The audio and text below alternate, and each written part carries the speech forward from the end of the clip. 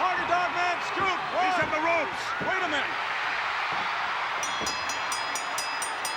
Did the Dragon pin the Honky Tonk Man? I don't know. Or did the Honky Tonk Man pin the Dragon? I'm not sure. Ladies and gentlemen, the winner of this contest. I can't believe it. Honky Tonk won. Unbelievable. And you said he wasn't a contender. He's the new Intercontinental Heavyweight Champion.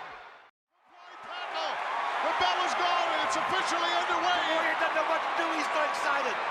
The title definitely up for grabs here. Oh, we could get a new champion right now, Gorilla Monsoon. Right now, brother, we could get a new champion. I'm here to Big tell you. splash, hooks the leg. That's He it. got it. History has been made here. Goodness. I love it. I love it. Look at this place go bananas. Pandemonium is run wild. It's Madison Square.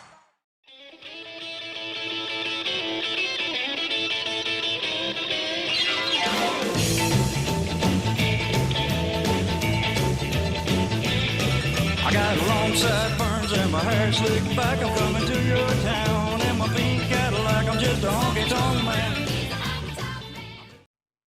What's up, guys? Our Wrestling Podcast back at you with another episode. This is Dave Vicious along with Just the Total Package and Craig the British Bulldog, bringing you our perspective on the world of professional wrestling. No inside sources, no ties to the industry, just stories from the diehards, sharing opinions with you. Today's topic: whatever happened to Honky Tonk Man? For audio fans, can you give us a listen on Apple, Spotify, SoundCloud, iHeartRadio, and Google Podcast, or watch our videos on YouTube at Our Wrestling Channel? On social media, can you hook us up with a follow on Instagram at O.W.P 2019 or on Facebook at Our Wrestling Podcast? Our never gets old. Craig, Huh? why you like Honky so much? I love Honky Tonk Man. I love the He was Honky Tonk fantastic. I mean, I was talking to a guy at work yesterday, and he was like, I was like, what do you think of when you think of the Intercontinental title? And he's like, I think of Shawn Michaels. I was like, well, no. I said, and he's like 5 years younger than I am. So it's like, it's all about where you are and like the time continuum. So it's like, for me, it's Steamboat and it's Savage and it's Honky. That is my Intercontinental like title, like that was the importance right. of it. When we came around, it was Savage and Steamboat's feud that we went back and watched. Yeah. And then Savage was champion for over a year at that point. So it's like, and then Honky wins. And all I remember growing up was like, longest reigning, longest reigning, longest reigning. Yeah. I'm the greatest. I'm the greatest. And they always talk about like boxers, you know, like Muhammad Ali. They didn't really, even CM Punk has said that in interviews. Like, I didn't really necessarily think I'm the greatest, but you have to have that attitude. Everyone has an ego when they're in sports or whatever, or entertainment. So you have to project that you're the greatest of all time because that's what you want people to believe. But that's just it. We just say it so people will say it over and over again, and then you believe it, and they believe it. And so Honky was the same way. It's like Flair said it all the time. I'm the greatest wrestler of all time. And like he turned out to be that, like for the most part, you know, but like Honky always said, I'm the greatest IC champion. I'm the greatest IC champion. And then he became the longest, which now people substitute longest for greatest. And I'm like, it's because he told you that he was the greatest.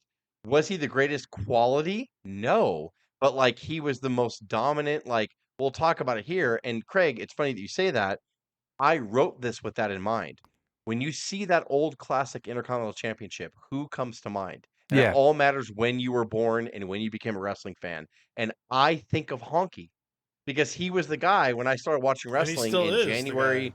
Yeah, in January of '88, when I first started watching wrestling, Honky was the current reigning IC champion, and he was about ready to break the record, and he started calling himself, I'm the longest and greatest Intercontinental champion of all time.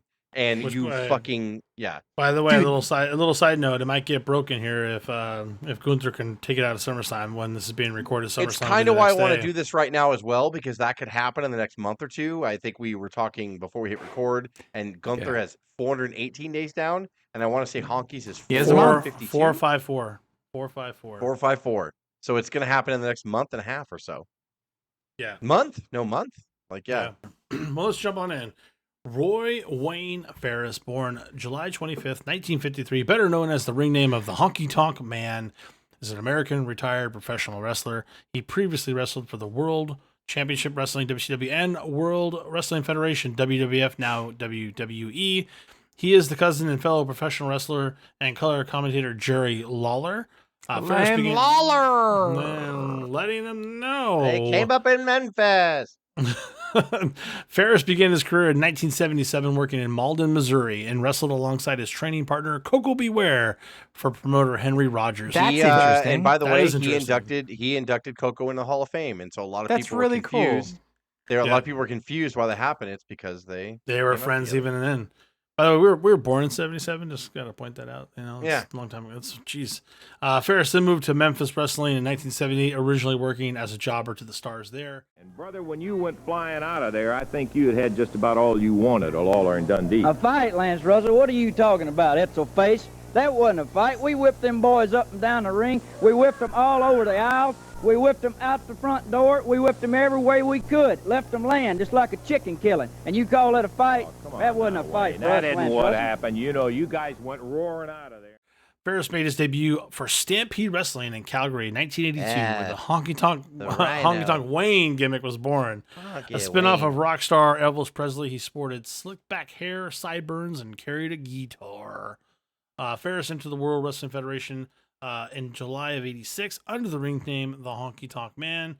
He was originally a face. I did not know that. I would like to see some footage. A lot of people don't, and it flopped so bad that they had to turn him heel.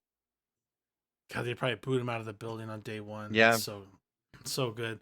Fan support was lukewarm to hostile with him, and the company pivoted as Honky soon cut a series of promos with Jesse the Body Ventura that aired on the syndicated programming, asking fans for a vote of confidence, while these promos actually insulted fans in a matter of Andy Kaufman before him. So Ventura would get on there, and he's always the heel, and he would start insulting Honky Tonk Man. It's like, oh, who do you think you are, Elvis? And you're, the fans boo you. They actually kind of called out that he wasn't getting over. So then Honky was like, I'm confused. I love the fans. I love them. They're going to vote for me. And then so they did an actual poll and a vote. Should Honky stay or go? I don't remember what the actual poll was, but it was in the honor of Andy Kaufman, who was like, because SNL got to a point where Andy Kaufman, all Andy Kaufman wanted to do is wrestle women. And SNL had him on regularly. And Lorne Michaels in real life was like, hey, you can't really kind of do that. We're a comedy sketch show. You can't really wrestle women. So they kind of jokingly, half seriously, did a poll with the audience. Do you want Andy to stay or go? And the SNL audience said go. And so Andy's like, fine, fuck you, basically, or whatever, and left. So they did a similar thing to Honky here, where he's like, should he stay or go? And everyone's like, go. And Honky's like, I'm supposed to be a good guy. I loved you. And then it was a whole turning of the Honky Tonk Man where he became a heel after that or whatever. It was kind of genius, but he sort of flopped in the beginning because they really wanted him to be. That's amazing. Tell you right now, 674,383 votes were cast, Honky Tonk Man, by the World Wrestling Federation fans. Woo, that makes me feel good. I knew they'd love me, Jesse. I knew the World Wrestling Federation people. I knew they'd vote for the Honky Tonk Man. I knew I could persuade them. I knew they'd like the way I walked. Wait a minute. I said 674,000 votes were cast, That's Honky right, Tonk. that's right. That's what you said.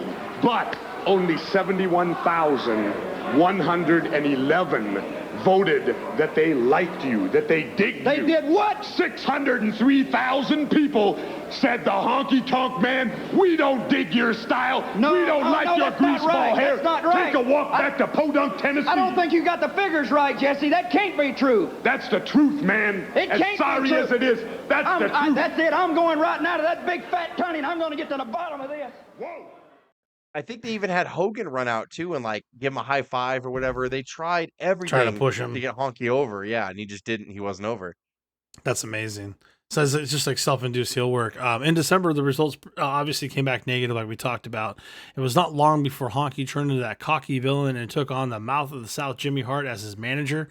Later billed as the Colonel as a reference to Elvis Presley's manager, Colonel Tom Parker, as his manager there. On June 13 of 87, episode of Superstars, Honky defeated Ricky the Dragon Steamboat for the WWF Intercontinental Heavyweight Championship. Honky reversed Steamboat's inside cradle and grabbed onto the bottom ropes for extra leverage to get the pinfall win there. We should dig into that a little bit. I think a lot of people don't understand there's so why much that happened, right? Oh my gosh. Macho Man was champion for over a year. Yeah. And he had this feud with Steamboat where he attacked Steamboat and he crushed his larynx with the ring bell. And then Steamboat came back and defeated Savage. And to this day, one of the greatest WrestleMania matches of all time, WrestleMania 3. So Stole the show after at that, 3, yep. Steamboat was actually supposed to reign for a while. What happened was Steamboat's wife was pregnant, and combination of she was kind of a very demanding wife. She was a Karen way back then, if you catch my drift. And so Steamboat went up to Vince I don't know. afterwards and was like, look, I need to take time off and be with my wife when my kid's born. And you did not ask for time off the road back here. This was when they traveled 350 days a year. Like, you know what I mean? Like they fucking house show was the essence, was the money of WWF. Yep. There was no television deals two back house here. shows a weekend Vince on average every paid day. back here. Yep. Vince paid for syndicated deals. So he paid for syndication on TV. That's how different everything was. So all your money was made on pay-per-view buys, and pay-per-view was in its infancy back here, so there wasn't a lot of money there. And house shows. They were a traveling circus. Always so the Steamboat gate. went to Always him, the gate. and he said, I need time off. He's like, I just had you beat Savage at WrestleMania 3 and end his over-a-year reign, and now you're asking me for fucking time off? He's like, I'll give it to you. I can't stop you, but I want to take the belt off you right away. So Steamboat was only champ for like 3 months after this amazing feud with Savage, ending, beating Savage at this point, the greatest WrestleMania of all time, WrestleMania 3, 93,000 people, blah, blah, blah. And then, so as you're going to read on, Dave, he planned on Butch Reed to dethrone him, but Butch had other plans. So Steamboat got the approval for the time off, but Vince is like, you ain't going to fucking keep the title. I need my champion on the road. So it kind of led so to so we lead into Butch Reed. He was originally scheduled to win the title, but he actually no-showed the event prior to him winning the title. So obviously Vince soured on that. It's like, if you can't even make this where we're going to build you up to win it, I can't trust you, right? I can't trust you to hold my belt. I don't even know if you'll bring it back, kind of thing. So Vince is obviously very much in a real storm of his own, not of his own doing, but a little bit, because he kind of backed the wrong horse for a minute. And I think these kind of moments is what makes Vince who he is now. We could talk about that all day. Why he just, like, if you can't trust somebody, like, we're not going to put a title on you. We're not going to do it. But he's like, what do I do? What do I do? And the whole time, I guess he ends up talking to Hulk about it, and Hulk's like, dummy. Like, he's right there. And he's like, who? He's like, this sumbitch on the bench right here. He's like, he's just sitting in a chair on a bench somewhere. I think he's just sitting there. Honky's like, what? Kind of like, what are you guys looking at? And he's like, this guy is the most hated person right now, and it's all natural. Like, they can't stand him. He is like the perfect heel. Just put it on him. Oh, I don't know that. I don't know that Hogan went to bat for, other than the fact that he might say something about when I walked by the day that they decided to put the belt on me. He said, "What about this guy?" And Vince goes, "Well, maybe so." And then all of a sudden, the conversation took place. Whether Hogan was instrumental in a lot of things there, I don't know. I know that he, being at that particular point in time, what he was having to do and the pressure on him. This guy was doing radio and TV interviews over and countless hours he put in everywhere he went. It was the pressure. And he was doing 75, 80, 90 days in a row, just like everyone else. It was the same thing. It was almost the same story for Harlem Heat. He's in the locker room with Eric Bischoff, and Bischoff's like, I really want to rebuild the tag team division. Like, I just don't, who can I hire? And Hulk's like, what are you talking about? They're and he right was like, here. Who can I hire to bring in that's going to revitalize the tag team division? He's like, they're right there. And Harlem Heat was standing right there. And he's like, they're right there. He's like, look at the size of them. He's like, look at those guys. They get. Like, are you serious? Look at this, dude. They're amazing. And Bischoff's like, okay. And that's when Harlem Heat started their fucking historic run and won the WCW tag titles and everything. It's like, and Honky was the same way. He's like, Vince, it's right there. And he's like, why? And he's like, dude, him and Jimmy. They're booed. They get shit thrown at them. They fucking get booed so loud. And he's like thanking the audience for coming. Like, and they're booing louder. And he's like, dude, put the title on him. I'm telling you, you can have everybody chase him. And Vince is like, you're right. And so fucking, they put the title on Honky. Like, so Honky beats Steamboat. Dave's going to get here. And it's fucking amazing. This whole thing. Like, yeah, he like I said, he did the heel. He used rope leverage. Cheated him out of the title, which he never got a rematch for, by the way. Steamboat was gone. I think he went to WCW after that too, if I'm not mistaken. I'm trying to recall. Well, not for a while. He took time off, and then he came back. Then he came back. Yeah. That's right. He came back in WWF, got kind of jobbed out a little bit, and then he left and went to WCW. this is what's really interesting too. Honky was originally meant to be a transitional champion because I don't know how else to explain it, but the WWE at this time was not heel chase. It's not how they did it. The good guy always won at the pay-per-view. That's just how it worked for the most part. A little bit of undercard, those guys would get over on the heel side, but when it came to the titles and the main events, eventually the good guys would always win. You know, for the most part. Especially Hogan was holding the title for 4 years. He always won. So they thought this was going to be a transitional champion effect, right? To hold on for the title again. But then somebody else screws the pooch. People love Jake the Snake Roberts, right? I mean, honestly, like he was a huge favorite. People loved him, but he couldn't get his shit together. He's failing several drug tests following WrestleMania 3. He was going to be the next IC champion, but again, to my understanding, Vince couldn't trust him either, right? So that was exactly so. At WrestleMania 3, Honky beat Jake in the middle of the ring, and that was going to set, and that was before Honky won the IC title. So on the same night where Ricky Steamboat beat Savage, Honky pinned Jake to kind of, because they were trying to really establish Honky, but Jake's a face, so he could take the loss and he would come back. Yep. And so they feuded a little bit, but then when Honky got the IC title, Vince was like, fuck, I'm just going to make, Jake has to avenge his loss from WrestleMania 3, so Jake will end up winning the title. But then Jake failed the drug test. So Vince is like, fuck! Like, so they just end up keeping the title on Honky. Like, I would have loved to see Jake as IC champ, man. Could you imagine like that? Because Jake was always just the warm-up guy for like the heels that like Hogan eventually took over and beat. But like I would have loved to see a Jake reign or just an IC title Jake around never his won waist. a singles title at all in WWE. It's crazy. Not he one. Was so over. I don't think he won a title period. He never won a tag title either, did he? Nope. No. He never won a title at all. Not one title. I mean, that you know that you have to have. The Honky Tonk Man with the Colonel's megaphone with a blow right into the midsection of Jake Roberts, and the referee has called for the bell. Undoubtedly, Honky Tonk realizes the referee saw him. He didn't even try to give it back to Jimmy Hart. I think he may have realized he was in trouble. The winner of this bout is running for disqualification, Jake the Snake Roberts.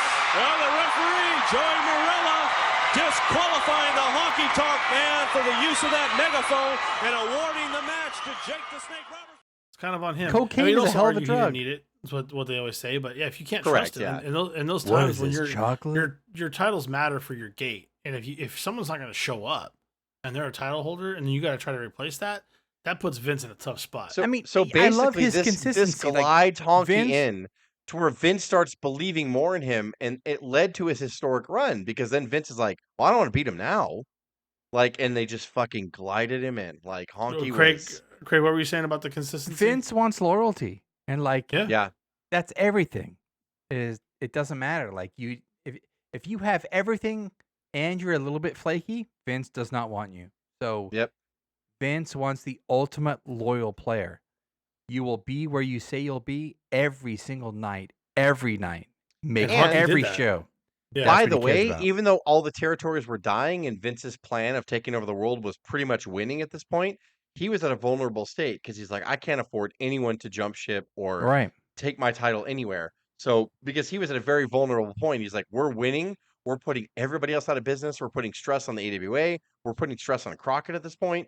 And like they're winning, but Vince is like, if anything turns the tide, I'm going to lose a little bit of grip and I can't.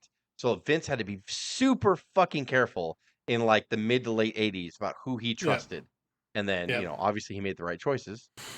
Yeah, to preserve his title, not Vince, but Honky. This could only be taken by the title can only be taken by pinfall or submission. So Honky would always get himself deliberately counted out or disqualified against people like Steamboat when he did come back. So he did get some rematches. Billy Jack Haynes, Bruno Sammartino, Georgie Animal Steel. Also, Honky began using a 50 style theme interest song performed by Ferris. Dude, his fucking Ferris is him, Honky. So like Honky Tonk Man theme song is so I'm the fucking Honky Tonk legendary. Man. You should play I got it long sideburns and my hair slicking back. I probably opened up the episode with this because I always do that. Like when I know we're focusing on a star. Right. And like he performed it at the Slammies and like he's singing his own goddamn theme song. Like he's so genius. And Jimmy Hart is a genius because he wrote all this stuff. Actually, Jimmy Hart wrote most of the theme songs for all of his people. Wasn't there a portion somewhere when he was a heel and someone said, "Aren't you just like Elvis?" And he's like, "Who?" He's Elvis. Who? Like he always, when people would call him Elvis, he'd be like, he copied me. I don't even know who that guy is. Like and it was so great. Like Honky was so good when it came to that, and Jimmy Hart being the Colonel and ridiculous. And I remember Monsoon would have a heart attack over that. Like, all of a sudden he's a colonel. Was he a colonel? And it's amazing. Like, I mean, everything worked. Why do we long for back in the day? I'll tell you why. Because everything made sense. Like everything that Vince told back in the day was the announcer supported it, the manager supported it, Honky supported it. We he made wrote his movies, own fucking pal. theme song. Like it's just so fucking good. Like it's so good. This video for his Honky Tonk, as part of Pile Driver, just genius. Like it's so all funny. of it is so good. And that's why we long for the 80s and the things that we were kids and we loved, because it was good. Like everything made sense. The imprint. Like it's what you got imprinted on for sure. Yeah. He would feud with Randy Savage at the end of '87 and the beginning of '88. After a feud with Brutus the Barber Beefcake, Honky would lose the Intercontinental title in 31 seconds to the Ultimate Warrior at SummerSlam of '88. This ended Honky's 454-day reign as champion. The record still stands to this day. Just if I'm not mistaken here, I don't think it was the injury, because the injury to Brutus was before this, right? But they were supposed to put it on no, Brutus. it was after. Craig and I have talked about this before, because one of Craig's burned in his memories thoughts was Ron Bass taking his spur and raking it across Beefcake's head. So they announced Beefcake versus Honky for SummerSlam '88 for the IC title. They already had a match at WrestleMania 4 that ended in a DQ, I think, or whatever. To go back to the point that Honky always escaped the skin of his teeth. Sure. And so they purposely swerved. This whole time we thought Beefcake literally got injured, and so they had Ron Bass run the things against his head, the famous X for the censored or whatever. They did that to pull him off the road, but it wasn't. I guess Vince just wanted to swerve. Vince was just like, nope, let's put Beefcake in the feud with Ron Bass, and we'll do that. And then at the last minute, we'll pull him off the card, and then we're going to have the Warrior come in and just... He was actually gaining popularity, and Vince kind of heard the groundswell about him, so he's like, let's just have him fucking beat Honky, like in 30-something seconds. Like it was the right time. So the crowd the right thing to do 454 days? Yeah, to end the longest reign of Intercontinental Championship, he's like the best way to do it. 30 seconds. 30 seconds. Like, we're all waiting here with anticipation as to who the opponent will be. Well, maybe we haven't got an opponent. Well, maybe we have an opponent, but, maybe he's still lacing up his boots. Who knows, man? Wait a minute. Somebody's music. That's familiar music, brother. They've exploded here in the garden. I don't see anybody yet. Here is the challenger, It's the Ultimate Warrior. One man. Oh, look at him attack. This place has gone bananas. Ultimate Warrior, Lord. Gorilla Monsoon. They're going to take over, man. That's what you do when you want something. You go out and get it, baby. Ultimate Warrior exploding here on the Honky Tonk Man. Beautiful fly tackle. The bell is gone, and it's officially underway. Warrior doesn't know what to do. He's so excited. The title definitely up for grabs here. Oh, we could get a new champion right now, Gorilla Monsoon. Right now, brother, we could get a new champion. I'm here to tell you. Flash hooks the leg. That's it. History has been made here. Goodness. I love it. Look at this place go bananas. Pandemonium has run wild in Madison Square Garden, my man. History once again made here in Madison Square Garden. the winner of this contest, and new Intercontinental Champion, the Ultimate Warrior.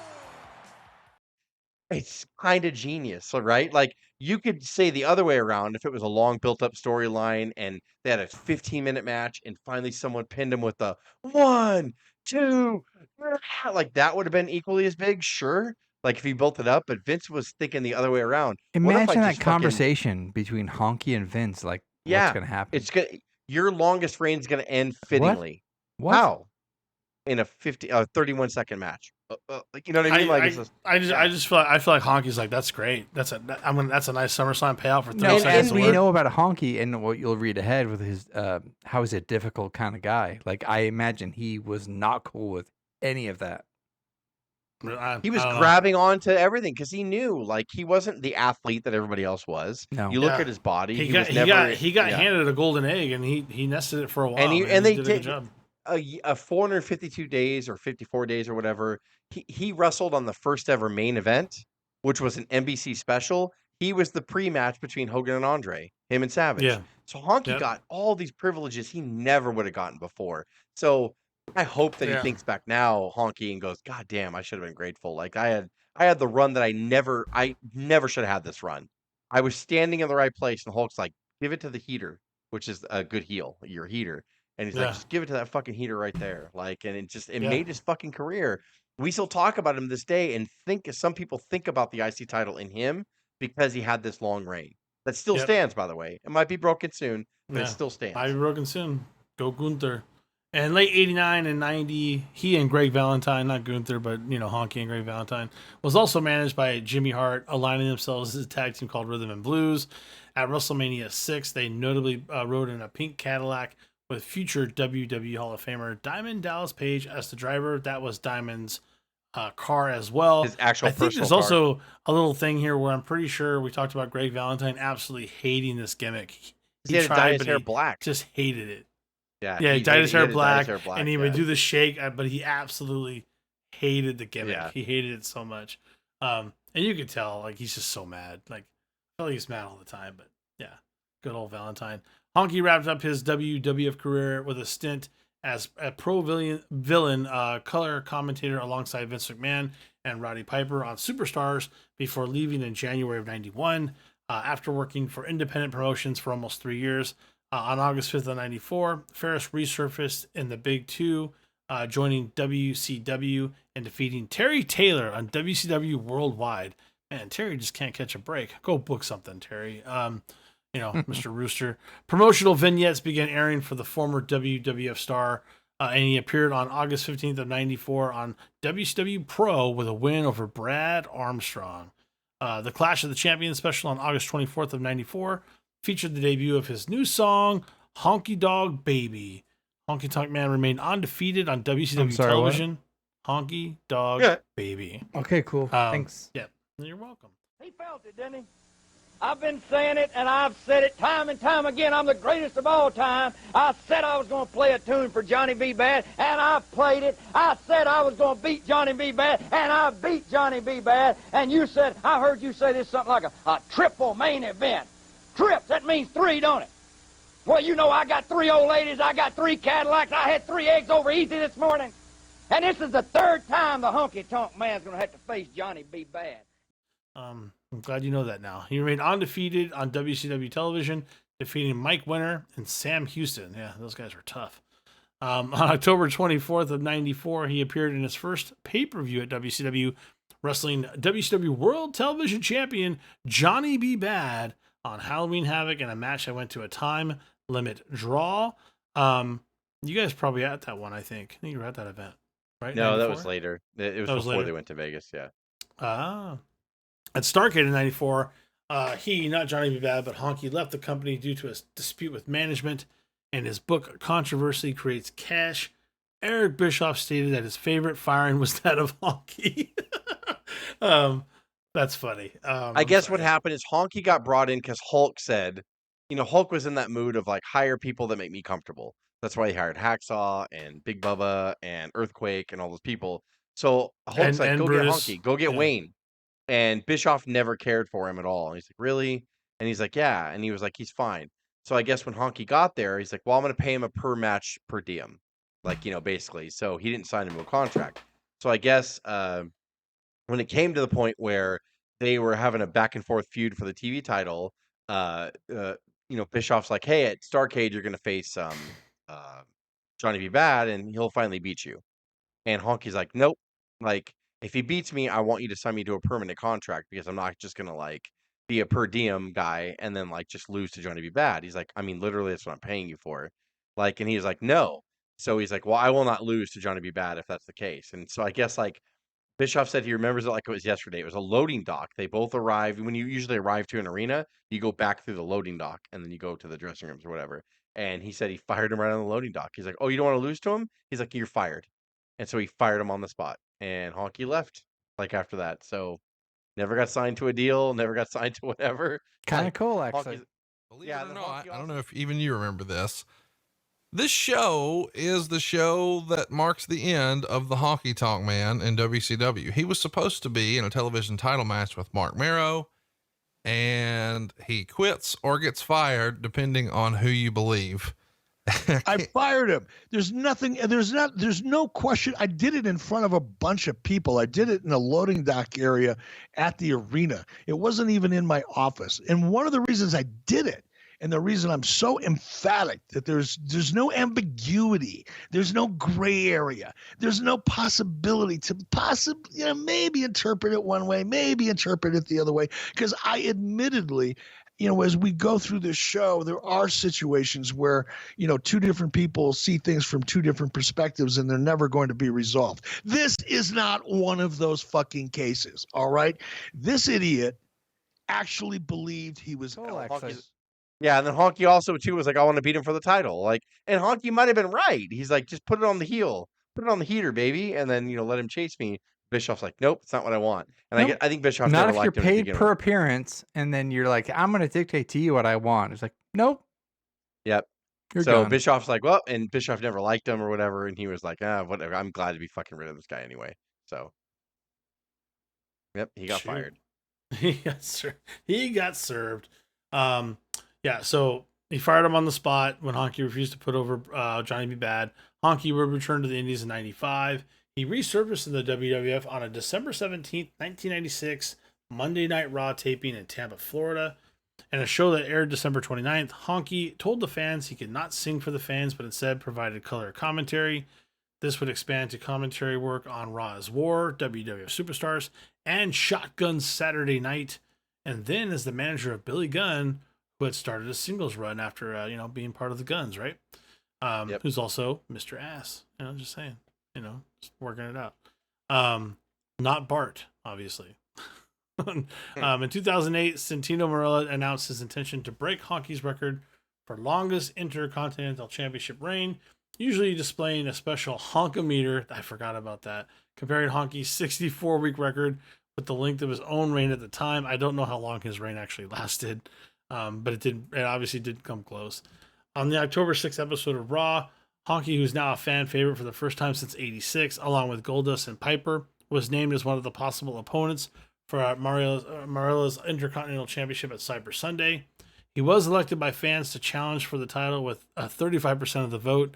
Despite concern that his injured finger might require surgery, he did appear, winning the match by DQ, so he did not win the title at that time. Ladies and gentlemen, your winner by disqualification, the Honky Tonk Man. That's just cause Santino will lose. Santino won the match, but not the title. Must have been flabbergasted over Santino's reaction. Honky would appear for special anniversary shows for WWE throughout the years. He mainly stayed busy on the indie circuit. On February 26th of 2019, the WWE confirmed that the Honky Tonk Man would join the WWE Hall of Class of that same year. He was inducted on April 7th of same year by his former manager, Jimmy Hart. Totally deserved. Not even a question. Honky's the man. What do you got? Yeah, it's so weird. It's like I didn't want to do a legacy on him because even though I break my own rules or whatever, you should be a world heavyweight champion at least at WCW or a different promotion, right? Even though I know we did Paul Orndorff and Rick Rude and all that stuff as legacies, and they never won world titles, but I struggle with having Honky as a legacy, and I don't mean that to be rude because he's had a full career. Most people should be jealous of the career that he had during the hottest part of the 80s. He was Intercontinental Champion, the number 2 guy.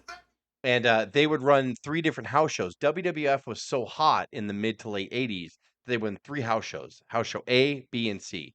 A was always headlined by Hogan in the world title. B was usually headlined by, at the time, Savage and Honky for the IC title. And then C was like World Tag Team Champions, Hart Foundation, whoever else was, whatever. And so that was one of the hottest points of any professional wrestling company, and Honky was a part of that. So I really wanted to pay tribute to him because we remember him because we were fans growing up then. I know a lot of people, as Craig says, will say different things. Chris Jericho has held the Intercontinental Championship the most number of times, not days, but the most reigns. And so people remember him. A lot of people say he's the greatest Intercontinental champion. A lot of people try to gravitate to the workers. Mr. Perfect's the greatest. Bret Hart's the greatest. Shawn Michaels is the greatest. Chris Jericho is the greatest. All of them lay claim to that. But Honky was this orchestrated run that was probably meant to be the reign that it was, and then he never won it after that. His character served was its never supposed to purpose, happen. and he was done after that. And it's just like I really think that we should talk about Honky a little bit because, like, he was a part of our childhood, and I think fans today don't remember him at all because they never talk about him. And I think maybe if Gunther does beat it or maybe when Gunther beats him, they'll mention it. Hopefully, he has a little appearance or whatever because that'd be really cool to see Honky like, fine, he beat me, whatever. It's funny now because Honky, last time I saw him, is all fledged white, sporting a full beard. He looks like Santa Claus. Yeah. So Yeah, I just totally and different. he seems happy and healthy. He's got a family and all that stuff. And I'm pretty sure he saved his money and all that. But dude, what a opportunity, he got. Like during one of the biggest wrestling periods of all time, and he got to be Intercontinental Champion. And that was the workers' belt, right? So the fact that he was champion probably pissed off a lot of wrestling purists, right? Which is the whole point, to gain heat and everything. And like him It and worked. Savage and him and Steamboat, they would headline B shows. Him and Jake Roberts would headline B shows. Yeah. Him and Beefcake would headline B shows. All because he was Intercontinental Champion. And he even rematched the Warrior several times after he lost at SummerSlam, and they probably headlined the B shows.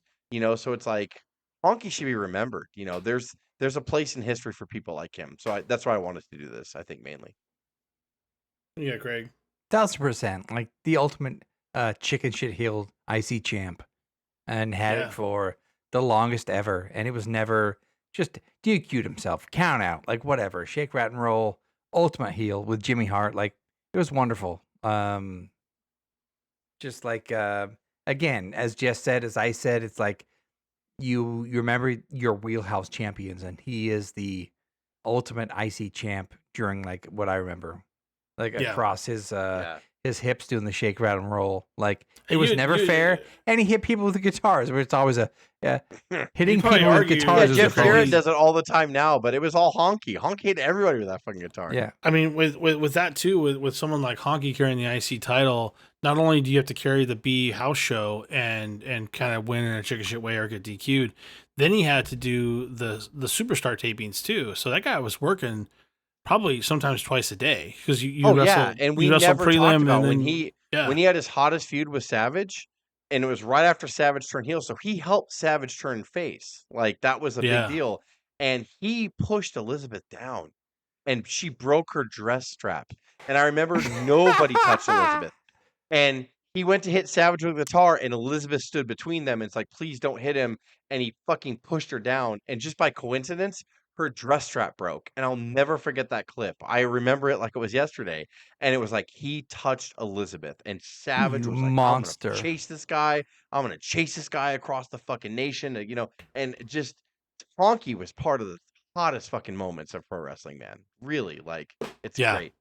Yeah, and he did a great job of that too. Macho was always very concerned about how Liz would do any work, and Honky was that he trusted her, or he trusted Honky to do that. Yeah, he's like he'll do it right.